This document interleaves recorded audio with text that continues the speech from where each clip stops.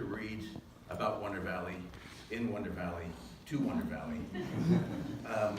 And so I've chosen not to write about how the beautiful the Sheeple Mountains are, or how the Pinto Mountains are over here, or any of that kind of Wonder Valley primer stuff. I'm gonna dig in. This comes from the middle of the book, and I'm hoping it's a little bit provocative. I hope to stimulate maybe a little conversation towards the end of my talk here, and we can all kind of discuss the Wonder Valley we know. I know there's some old timers here. Chris has been out here for 30 years. Others have been out here for various lengths of time. And so I'm going to begin reading about my friend Sarah. Sarah burst through Pizza Richard's tattered screen door suddenly one night, breathless and panting. I got stuck, she said, puffing for air. Desert Dave thrust a plastic jug of black velvet at her, but she waved it off. She had buried her ATV in soft sand and had been wandering the desert for an hour, trying to find us, cawing like a crow. She called for us again, demonstrating the technique. We were to have responded in a manner that would have led her to where we were, I suppose, except none of us could hear her. We were inside under the whoosh of the swamp cooler, listening to a Bee Gees reunion concert on TV and talking and drinking. The sound of the Bee Gees concert revived Sarah, and she started dancing along with it. She didn't sit the entire evening, in fact, but instead shimmied to the music and sang at full volume, fluent, it seemed, of every word of the Bee Gees songbook. I found her voice captivating. I drank beer and watched her like she was part of the show.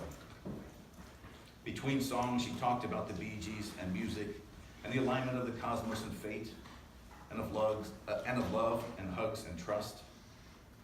She was curious about me too in a friendly way, asked me where I lived, how long I'd been there. She gave me a great big hug when she left a couple hours later. She showed up at my cabin the next morning, waking me by calling outside. I was hungover. I stumbled out to her sitting on her ATV in my front yard. I'm really glad to have met you, she said. She had gone to Pizza Richard the night before because she wanted to check out my vibe. She had come to see if I was legit, to see if I could be trusted. I'm a good judge of character, she said. I'd know if you were FBI or CIA or some kind of spy for the man. People think you're a cop or something, but I can tell you aren't. She laughed as she said this, brushing her salt and pepper hair aside and looking up at me. She had makeup on that morning, lipstick, unusual, I thought, for a woman of this desert. But I'm not like other women out here, she said. I'm not a degenerate. I don't do drugs, not speed or meth at any rate. You can test me, do a hair follicle test to prove it. She tugged at her short cropped hair as she sat on her ATV, a quad with bald mismatched tires, a plastic milk crate bungee to its back.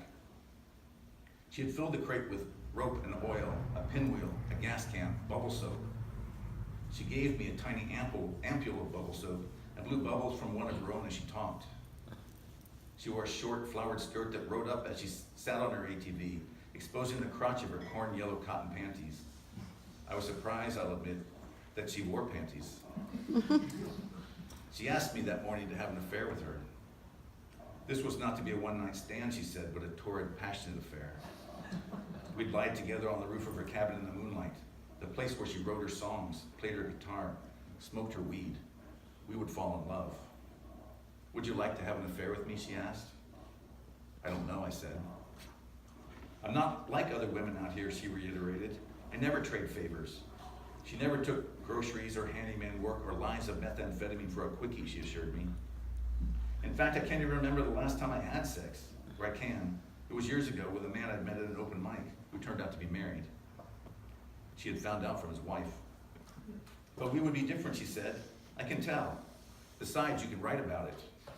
It could be part of the story. Don't you ever write about yourself? I do write about myself, I said, but surely my wife would read it. She dismissed the affair idea seemingly as quickly as it came to her. This wasn't why she was here. Would you give me a ride to town to get gas? You're the only one I can ask that has a running vehicle. A few days later, I visited Sarah at her home. She was nude in her cabin when I arrived. This I know only because she told me. I beeped my horn, then banged on her door and waited. She called to me from inside, "Just a minute." When she came to the door, she wore jeans and a t-shirt. "People are bothered by my nudity," she said. "Would you be bothered?" I told her no, but I wasn't exactly sure my answer was truthful. She lived on 15 acres in what appeared like a proper house in a Wonder Valley cabin. It looked south over the lone dune field in the center of the valley